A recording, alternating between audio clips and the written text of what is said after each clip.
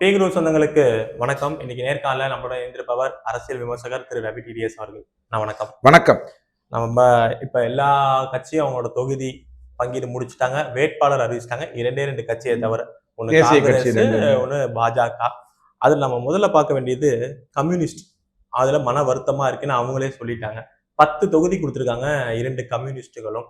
அவங்க தொகுதிகள் முன்னாடி போன பாராளுமன்றமா இருக்கட்டும், போன சட்டமன்றமா இருக்கட்டும், அவங்களும் இப்ப மோதுகிற அந்த கூட்டணி இருக்காங்கல்ல, என்டிஏ கூட்டணியில மோதுறதுல எப்படி இருக்கு, அதை கம்பேர் பண்றப்ப இப்போ மற்ற பாராளுமன்ற தேர்தலை விட்டுருங்க. பாராளுமன்ற தேர்தலுக்கும் சட்டமன்ற தேர்தலுக்கும் நல்ல வித்தியாசம் இருக்கு. தமிழகத்தை பொறுத்த வரைக்கும் புத்திசாலித்தனமா ஓட்டு போடக்கூடியவங்க. 2026 நீங்க கம்பேர் பண்ணணும்னு சொன்னா கடந்த 3 தேர்தலை எடுத்துக்கலாம். கடந்த 3 சட்டமன்ற தேர்தல் எடுத்துக்கலாம். 2011, 16, 21 3 எடுத்துக்கலாம். உடனே எல்லாரும் என்ன சொல்லுவாங்க, 11ல் ஜெயலலிதா இருந்தாங்க, நீங்க அதை எடப்பாடியோட கம்பேர் பண்ணக்கூடாது. தமிழ்நாட்டில் மக்கள் இருந்தாங்க. 2011ல் ஆன்டி இன்கம்பன்சிங்கிறது பிரதானமாக வந்தது. திமுக ஆட்சியில் இருக்காங்க, மத்தியிலையும் இருக்காங்க. அப்போ அவங்க தான் வின் பண்ண போகிறாங்கன்னு ஒரு சூழ்நிலை வந்தது. ஆனால் படுதோல்வி அடைஞ்சாங்க 2011. ஏன்னா அதிமுக தெளிவான ஒரு கூட்டணியை அமைச்சது. இப்போ ஏறத்தாழ எடப்பாடி அதே மாதிரி தான், குழப்பமே இல்லாத பாமக, பிஜேபி அப்படிங்கிற அடிப்படையில் அவர் ஆரம்பிச்சிருக்காரு. 2016 நம்ம ஏன் எடுத்துக்கணும்னா, அதுவும் ஜெயலலிதா இருந்த தேர்தல் தான், ஆன்டி இன்கம்பன்சியை வென்ற தேர்தல் தான். 3வது அணின்னு ஒன்று வந்தது. இன்னைக்கு விஜயை பற்றி நீங்கள் என்ன பரபரப்பாக பேசுகிறீங்களோ அது எல்லாமே அன்னைக்கு விஜயகாந்த் பற்றியும், விஜயகாந்தோட மதிமுக இருந்தாங்க, திருமாவளவன் இருந்தார், கம்யூனிஸ்ட் இருந்தாங்க. அப்போ அது செம அணி, வாக்குகள் எல்லாத்தையும் பிரிச்சுட்டு போயிடும், அதிமுக தோல்வி உறுதி அப்படின்லாம் பேசினாங்க. ஸோ 2016 எடுத்துக்கோங்க. 2021ங்கிறது கலைஞர் ஐயாவும் ஜெயலலிதா அம்மாவும் இல்லாத தேர்தல். ஸ்ட்ரைட்டா இன்னைக்கு என்ன அதே இதுல இருக்கக்கூடிய இதுல திமுகவுக்கு ஒரு அட்வான்டேஜ் என்னன்னா, 2021 அவங்க மத்தியில் இருக்காங்க, 2019 மத்தியில் இருக்காங்க, மாநிலத்தில் ஆட்சிக்கு வரப்போறாங்க, கிட்டத்தட்ட 10 ஆண்டுகளுக்கு அப்புறம் வரப்போறாங்க. ஆன்டி இன்கம்பன்சி அத்தனை விஷயமும் திமுகவுக்கு இருந்த ஒரு தேர்தல் 2021. இப்ப 2024 ஒண்ணு நடந்தது. அதையே நீங்க எடுத்துக்கிறீங்க பாராளுமன்ற தேர்தலை. மற்ற பாராளுமன்ற தேர்தலாம் எடுக்க மாட்டேங்கிறீங்கன்னா, 2024 தான் இதே டீம் 2 பேரும் பிரிஞ்சு, அதிமுக பிஜேபிங்கிறது பிரிஞ்சு ஒரு விஷயம் நடந்தது. இப்போ இந்த 4 தேர்தலையும் வைத்துக்கொண்டு நம்ம பேசணும் அப்படிங்கிறது தான் அடிப்படை. ஓகேவா? கம்யூனிஸ்டும் அதிமுகவும், கம்யூனிஸ்டும் பிஜேபியும், கம்யூனிஸ்டும் பாமகவும், இப்படித்தான் அவங்களுடைய 10 தொகுதிகள், 2 கம்யூனிஸ்டோடைய 10 தொகுதிகள். நாம் அதை மார்க்சிஸ்ட் பிளைன்னு பார்க்க வேண்டிய அவசியம் இல்லை. இப்போ அந்த கம்யூனிஸ்ட்ல சிபிஐ பொறுத்த வரைக்கும் அவங்க பவானி சாகர்ல நிற்கிறாங்க. பவானி சாகர்ல அவங்களுக்கு என்ன மாதிரியான வாய்ப்பு இருக்கு? இந்த விவாதம் நம்ம தொடர்ந்து பண்ண போற ஒரு 6-7 எபிசோட்ல பிஜேபியும் திமுகவும் அதிமுகவும், தேமுதிகவும் மற்ற கட்சிகளும் அப்படிங்கிற மாதிரி நம்ம பேசுவோம்னு எடுத்துக்கோம். அப்ப அவங்களுக்கு எந்த அளவுக்கு சேஃப்டி இருக்கு? இப்போ திமுக அதிமுக அப்படின்னா 121 தொகுதியில போட்டி போடுறாங்க. அது தனியா ஒரு 3 எபிசோடு ஓடும், ஒவ்வொரு தொகுதியிலையும் எப்படி இருக்குன்னு பாக்குறதுக்கு. ஆனால் இதை நான் பேசிட்டு இருக்கும் போதே கூட திமுகவும் அதிமுகவும் ஏற்கனவே ஒண்ணுக்கு ஒண்ணு நேரா மோதி இருக்கா இதே தொகுதியில, அப்ப யார் வெற்றி பெற்றா அப்படிங்கிற அடிப்படையும் உங்களுக்கு நான் எடுத்துட்டு வரேன். இப்போ பவானி சாகரை பொறுத்த வரைக்கும் PL சுந்தரம் நிற்கிறாரு, அங்க பன்னாரி நிற்கிறாரு. அதிமுகவை பொறுத்த வரைக்கும் 2019 அவங்களுடைய மார்ஜின் 19,000 வாக்கு. திமுக 2011 திமுக வெற்றி பெறுது. அதே 2016 எடுத்துக்கிட்டீங்கன்னா 13,000 வாக்கு வித்தியாசத்துல அதிமுக வெற்றி பெறுது. 2021 கூட 16,000 வாக்கு வித்தியாசத்துல அதிமுக வெற்றி பெறுது. 2021 திமுகவுக்கும் அதிமுகவுக்கும் நேரடி சண்டை நடந்த தொகுதி பவானி சாகர். இப்போ இது 2024 அந்த தொகுதியில பிஜேபியும் அதிமுகவும் சேர்ந்து வாங்கிய வாக்குகள் திமுகவோட அதிகமா இருக்கா கம்மியா இருக்கான்னு பாத்தீங்கன்னா கிட்டத்தட்ட 4,000 வாக்குகள் அதிகமா இருக்கு. ஸோ இந்த தொகுதி நீங்க பாத்தீங்கன்னா அதிமுகவுக்கு சாதகமாகவே போயிட்டு இருக்கு. 2011 இந்த தொகுதி திமுகவுக்கு ஓட்டு போட்ட தொகுதி, அதாவது திமுக இருக்கணும்னு சொன்ன தொகுதி, ஆன்டி இன்கம்பன்சி இருந்துமே அவங்க வரணும்னு சொன்ன தொகுதி, அவ்வளவு பெரிய கூட்டணி வைத்த போது. ஆனால் அதற்கப்புறம் என்னாச்சுன்னா பவானி சாகர்ல 2016 அதிமுக, 2021 அதிமுக அண்ட் 2024 வெற்றி பெற்றாலும் கிட்டத்தட்ட 4,000 வாக்கு திமுகவோட கம்மியா வாங்கியிருந்தாங்க அப்படிங்கிற ஒரு சூழ்நிலை தான் இந்த தொகுதி. இப்போ 2024 பாராளுமன்றத்துல இருந்து இன்னைக்கு 2026 இன்னும் நிறைய சாதனைகள் எல்லாம் ஸ்டாலின் ஐயா செய்து அப்படியே தமிழ்நாடு சந்தோஷமா இருக்கக்கூடிய ஒரு சூழ்நிலையில என்ன ஆக போகுதுங்கிற கேள்வி கேட்டீங்கன்னா, நான் இப்ப பேசிட்டு இருக்கும் போதே உங்களுக்கு தெரியும், கம்யூனிஸ்ட் ரொம்ப கஷ்டப்படாம பவானி சாகரை வெற்றி பெற முடியாது. அடுத்தது வந்து திருப்பூர் நார்த் எடுத்துக்கோங்க. திருப்பூர் நார்த்தை பொறுத்த வரைக்கும் ரவி சுப்பிரமணியமும் எம்.எஸ்.எம். ஆனந்தமும் நிக்கிறாங்க. இந்த கொங்கு வந்து கம்யூனிஸ்ட் கொடுத்ததே சரியா? இல்லைங்க, இது என்னன்னா நம்ம இந்த யூஸ்வலா இது காங்கிரஸ் இந்த தொகுதின்னு வரும். உங்க 40-50 வயசுக்கு மேல இருந்தவங்களை கேட்டீங்கன்னா, ஏன்னா அப்ப எல்லாமே காங்கிரஸ் தான் நின்றுட்டு இருந்தது. அந்த மாதிரி அந்த ஏரியால இப்ப கோயம்புத்தூர்லயோ திருப்பூர்லயோ கொங்கு மண்டலத்திலயோ ட்ரேட் யூனியன்லாம் ஒன்றும் பண்ண முடியாது. அங்க ஒரு வேலையே பண்ண முடியாது. கேரளால பண்ற மாதிரி அட்டூழியங்கள்லாம் அங்க பண்ணவே முடியாது. அங்க எதுவா இருந்தாலும் தொழிலாளர் நலனோட நடந்துகிட்டு இருக்கும். ஆனாலும் அங்க வந்து ஒரு கம்யூனிஸ்ட் முத்திரை ஒன்று இருக்கு. அதிமுக நிக்கிற எம்.எஸ்.எம். ஆனந்தம் கூட எனக்கு சரியா ஞாபகம் இருக்குன்னா, ஜெயலலிதா மறைவுக்கு பிறகு இந்த எடப்பாடி இந்த இதுக்குள்ள வராம வேற அமமுகக்குள்ள இருந்து அப்புறம் வந்தவர்ன்ற அடிப்படையில இந்த ரவி சுப்பிரமணியம் திருப்பூர் நார்த்தை பொறுத்த வரைக்கும் 2011லயும் அதிமுக, 21லயும் அதிமுக, 16லயும் அதிமுக, 2024 கூட அதிமுக பிஜேபியுடைய வாக்கு 13,000 வாக்கு அதிகமாக வருது. சோ ரொம்ப ஸ்ட்ராங் தொகுதி திருப்பூர் நார்த்தை பொறுத்த. திருப்பூர் சவுத் அப்படி இல்லை. திருப்பூர் சவுத் பொதுவா பிஜேபியும் அதிமுகவையும் கொஞ்சம் கவுத்து விட்டுரும். இந்த வாட்டி பிஜேபி நிக்கிறாங்க. ஆனா இந்த நார்த்தை பொறுத்த வரைக்கும் ரொம்ப ஸ்ட்ராங்கா கிட்டத்தட்ட 73,000 வாக்கு வித்தியாசத்துல 2011 ஆன்டி இன்கம்பன்சில, 2021 16ல பாத்தீங்கன்னா 37,000 வாக்கு வித்தியாசத்துல, 2021 40,000 வாக்கு வித்தியாசத்துல, 2024 எடுத்துக்கிட்டீங்கன்னா 13,000 வாக்கு அதிகமாக திமுகவை விட அப்படிங்கிற அடிப்படையில இருக்கு. கண்டிப்பா கம்யூனிஸ்டுக்கு வந்து ரொம்ப டஃப்பான ஒரு ஃபைட் இருக்கும். திருத்துறைப்பூண்டி அப்படிங்கிற ஊர்ல வந்து உங்களுக்கு மாரிமுத்துவும் பழனி ஆயுதம் வந்து இங்க நிக்கிறாரு. இந்த தொகுதியை பொறுத்த வரைக்கும் 3 முறையும் திமுக தான் வெற்றி பெற்றிருக்கு. கிட்டத்தட்ட கம்யூனிஸ்டுக்கு இது கொஞ்சம் சேஃபான ஒரு தொகுதி. 2011 ஆன்டி இன்கம்பன்ஷன்லயும் 22,000 வாக்கு வித்தியாசத்துல ஜெயிக்கிறாங்க. 2016 நேருக்கு நேர் மோதல், திமுகவுக்கும் அதிமுகவுக்கும் நேருக்கு நேர் மோதல், அங்க கூட 13,000 வாக்கு வித்தியாசத்துல ஜெயிக்கிறாங்க. 2021லயும் நேருக்கு நேர் மோதல், 30,000 வாக்கு வித்தியாசத்துல ஜெயிக்கிறாங்க.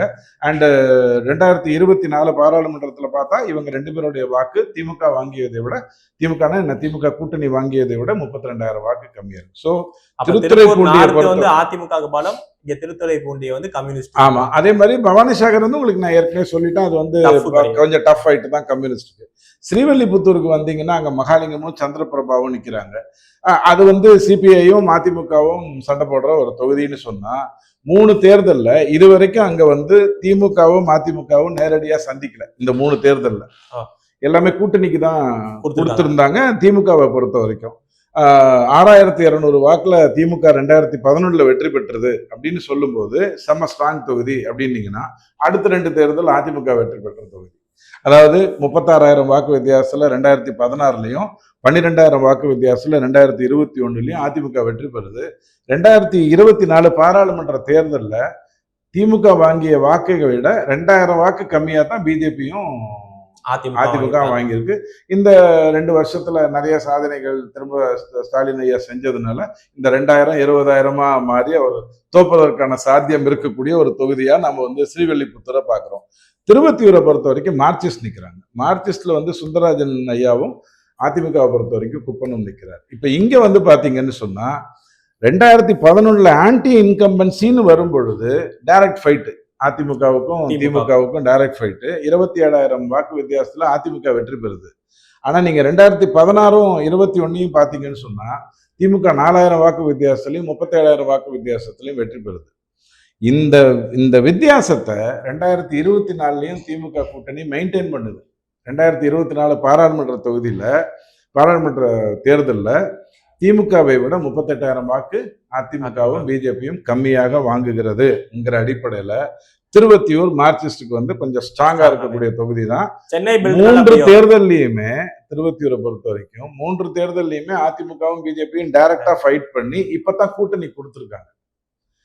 டைரக்டா ஃபைட் பண்ணி 3ல் 2 வெற்றி பெற்ற திமுக எதுக்காக திருவத்தியூரை கம்யூனிஸ்டுக்கு கொடுத்துருக்குங்கிற கேள்விக்கு பதில் தெரிஞ்சிச்சுன்னா 60-40ங்கிற அடிப்படையில நீங்க இந்த விஷயத்தை ஆன்டி இன்கம்பன்சி நரேஷன்ல வந்து 2011 தோத்து போனாங்க.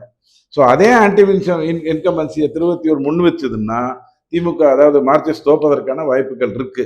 அப்படி இல்லைங்க நாங்க 3 வாட்டியா ஓட்டு போட்டிருக்கோம், நாங்க கோபால் பல்படி தான் அப்படின்னு சொல்றதாக இருந்ததுன்னா கம்யூனிஸ்ட் மார்க்சிஸ்ட் வெற்றி பெறுவதற்கு வாய்ப்பு இருக்கிற ஒரு தொகுதி. பழனியை பொறுத்த வரைக்கும் அதே மாதிரி தான், சேம் டெண்டன்சி தான். அங்க பாண்டியும் இங்க வந்து ரவி மனோகரனும் நிக்கிறாங்க. 1700 வாக்குகள் பெற்று 2011 அதிமுக வெற்றி பெறுது. ஆன்டி இன்கம்பன்சிக்கு எதிராக ரொம்ப கம்மியான வாக்கு, 1700 வாக்கு வித்தியாசத்துல தான் வெற்றி பெறுது. ஆனால் 2016 2021 25,000-30,000 வாக்கு வித்தியாசத்துல தோத்து போகுது.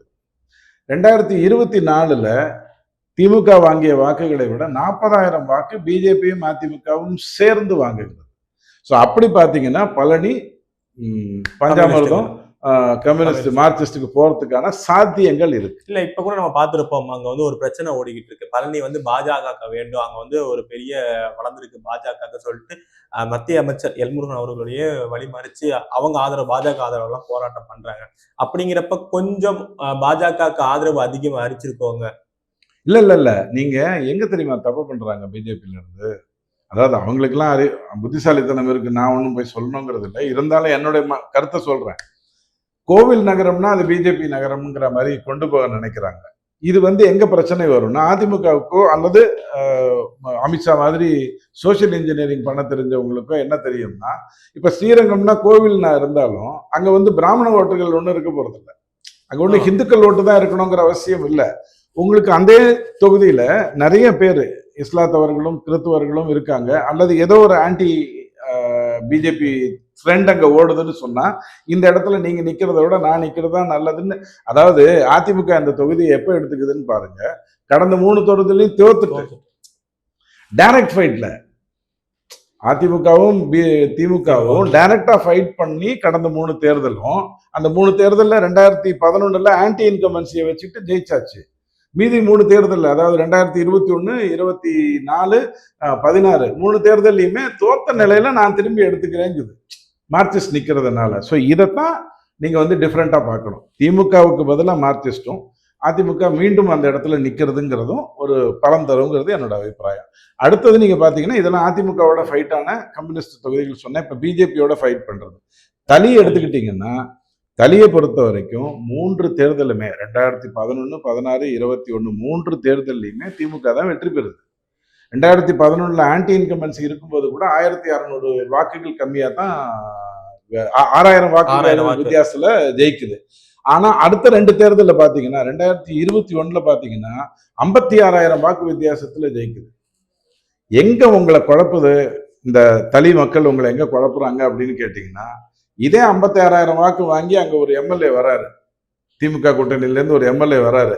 ஆனா 2024 அதிமுகவும் பிஜேபியும் சேர்ந்து இருந்த போது வித்தியாசம் வெறும் 15,000 வாக்குகள். அந்த 15,000 வாக்குகள் திமுக கம்மியா வாங்குது. 56,000 வாக்குகள் அதிகமா வாங்கி பாஜக சேர்ந்த 15,000 வாக்கு திமுகவோட அதிகமா வாங்குது. ஸோ 2021 ஒரு எம்எல்ஏ வந்திருக்காரு, அற்புதமா பணியாற்றி இருக்காரு. ஊத்தி மூடி என்ன பண்றாரு, 56,000 வாக்கு பிளஸ் இருந்ததை கொண்டு வந்து 15,000 வாக்கு மைனஸ்க்கு கொண்டு வந்து விடுறாரு. ஸோ அங்கதான் நீங்க தலியை வந்து பார்க்கலாம். இது வந்து 80-20 அப்படிங்கிற அடிப்படையில பிஜேபிக்கு வாய்ப்பு இருக்கு. அப்படிங்கிற பட்சத்துல இன்னும் பிஜேபி எங்க வேட்பாளர் அறிவிச்சா அதனுடைய ஸ்ட்ராங்னஸ் இன்னும் வரலாம். கந்தரக்கோட்டையை பொறுத்த வரைக்கும் இது வரைக்கும் 2011, 16, 21 3 தேர்தலில் 2 தேர்தலில் வந்து அதிமுக ஜெயிக்குது. 2 தேர்தல்லையுமே அதிமுக திமுக டைரக்ட் ஃபைட் பண்ணுது. எப்போ 2011, 2016 2த்துலையும் ஃபைட் பண்ணுது. 2011 ஆன்டி இன்கம்பன்சி இருக்கும்போது 20,000 வாக்கு அதிகமாக வாங்குது. 2016 ஆட்சி நடத்திக்கிட்டு கிட்டத்தட்ட 3,000 வாக்கு அதிகமாக வாங்கி ஜெயிக்குது. ஆனால் 2021 12,000 வாக்கு கம்மியா வாங்கி திமுக கிட்ட தோக்குது. இது பேசிக் திமுக கூட்டணி கிட்ட தோக்குது. ஆனால் 2024 அதை கேபிட்டலைஸ் பண்ணிக்கல கந்தரவக்கோட்டை. திமுக வாக்குகளை விட அதிமுக பிஜேபி வாக்குகள் 23,000 வாக்குகள் கம்மியா இருக்கு. ஒரு பாராளுமன்ற தொகுதியில 23,000 வாக்குங்கிறது ஒரு சைசபிள் ஃபேக்டர் தான். ஸோ அந்த வகையில கந்தரவக்கோட்டையில வந்து பிஜேபியோடைய வேட்பாளர் தான் இனி வந்து விஷயத்தை காட்டணுங்கிறது என்னோட அபிப்பிராயம். பத்மநாபபுரத்தை பொறுத்த வரைக்கும் நிறைய பேர் பேசுறாங்க, இன்னும் அங்க வந்து செல்வசாமி நிக்கிறாரு மார்க்சிஸ்ட்ல, இங்க வந்து யார் நிக்க போறாங்கன்னு தெரியல. 3 முறையும் திமுக வெற்றி பெற்று 2011, 16, 21 3மே திமுக வெற்றி பெறுது. இதுல 2 தேர்தல் 2016, 21 திமுகவும் அதிமுகவும் டைரக்டா ஃபைட் பண்ணுது. இந்த என்னுடைய இந்த அனாலிசிஸ ஏதோ ஒரு அர்த்தம் இருக்குன்னு பாக்குறவங்க ஒரு விஷயத்த புரிஞ்சுக்கோங்க. 2016ல திமுகவும் அதிமுகவும் டைரக்டா ஃபைட் பண்றதுக்கு நிறைய காரணங்கள் இருந்தது. ஏன்னா 3வது அணின்னு ஒண்ணு இருந்தது. இவங்களுக்கு கூட்டணியே கிடையாது. 199 இடத்துல போட்டி போட்டா அதிமுகவோட அதிகமா போட்டி போடலாங்க, அதுல என்ன இருக்கு. ஆனால் 2011லயும் 21லயும் அப்படி இல்லை. 11லயும் ஒரு ஸ்ட்ராங் கூட்டணி திமுக இருக்குது, 21ல ஸ்ட்ராங்கஸ்ட் கூட்டணின்னு கையில வச்சுக்கிட்டு இருந்தது. 19 ஜெயிச்ச ஒரு கொழுப்புல நிக்குது திமுக. அப்படி பார்க்கும் பொழுது அந்த இடத்துல திரும்ப பத்மநாபபுரத்துல 2024ல கூட என்ன ஆகுதுன்னா 30,000 வாக்கு கம்மியா வாங்குது. திமுகவை விட அதிமுகவும் பிஜேபியும் 30,000 வாக்கு கம்மியா வாங்குது. ஸோ நீங்க தொடர்ந்து பாத்தீங்கன்னா பத்மநாபபுரம் பொறுத்த வரைக்கும் அந்த பிஜேபிக்கு அந்த வேட்பாளர் பயங்கரமா ஸ்ட்ராங்கான ஒரு பர்சனா, சவுத், ஆமா, அந்த ரொம்ப ஸ்ட்ராங்கா ஒருத்தர் வந்து நிக்காத பட்சத்துல அது வந்து கம்யூனிஸ்டுக்கு கொஞ்சம் சிரமம். ஆனால் ஒரே ஒரு அட்வான்டேஜ் என்னன்னா, அங்க கம்யூனிஸ்டுக்குன்னு ஒரு செல்வாக்கு இருக்கா அப்படிங்கிற கேள்வி ஒண்ணு இருக்கு. அதுதான் நீங்க மெயினா பார்க்கணும். அது எந்த மாற்றத்தையும் கொண்டு வரலாம். கிள்ளியூரை பொறுத்த வரைக்கும் அது பாமகவோட நிக்குது. நம்ம மார்க்சிஸ்ட் வந்து பாமகல வடிவேல் ராவணன் நிக்கிறாரு, அங்க லதா மேடம் நிக்கிறாங்க, தோழர் வந்து லதா நிக்கிறாங்க. இப்ப அங்கேயுமே நீங்க பாத்தீங்கன்னு சொன்னா 2011ல ஆன்டி இன்கமன்சி இருக்கும் போதும் திமுக கூட்டணி வெற்றி பெறுது. ஆனா ஒரு 700 வாக்குகள் வித்தியாசத்துல வெற்றி பெறுது. அடுத்தது நீங்க 2016ல நீங்க பாத்தீங்கன்னா கிட்டத்தட்ட 10,000 வாக்கு வித்தியாசத்துல வெற்றி பெறுது. 21ல 16,000 வாக்கு வித்தியாசத்துல வெற்றி பெறுது. 16ல நான் ஏற்கனவே சொன்னேன் இல்லையா, நிர்பந்தம் இருந்தது திமுகவுக்கும் அதிமுகவுக்கும் நேரடியா. அந்த காரணத்துக்காக திமுகவும் அதிமுக அங்க நேரடியா மோதிச்சு. மற்றபடி திமுக பொதுவா அது வந்து கூட்டணி கொடுத்துடும் அப்படிங்கிற மாதிரி அப்படிங்கிறதுனால கொடுத்து விட்டுருவாங்க. 2016ல மட்டும் கம்யூனிஸ்ட் 3வது அணியில் நின்றதுனால உங்களுக்கு வேற வழி இல்லாம போச்சு. இப்ப 2024ல உங்களுக்கு இருக்கக்கூடிய ஒரே ஒரு கன்சாலிடேஷன் என்னன்னு சொன்னா, ஒரு கன்சலேஷன் என்னன்னு சொன்னா 10,000 வாக்கு தான் வித்தியாசம் திமுகவும் அதிமுகவும் பிஜேபியும் சேர்ந்து வாங்கியது திமுகவை விட. ஆனா அது டெல்டா இல்ல, பாராளுமன்ற தொகுதி 10,000 வாக்குங்கிறது ஒரு மேட்டரே கிடையாது. ஆனா அது டெல்டால இருக்கக்கூடிய கோபம் அதெல்லாம் இப்ப பிரதிபலிக்க தான் போகுது. வடிவேல் ராவணனை பொறுத்த வரைக்கும் பாமகல இருந்து எந்த அளவுக்கு அவர் கொண்டு போவாருங்கிறது தான் முக்கியம்.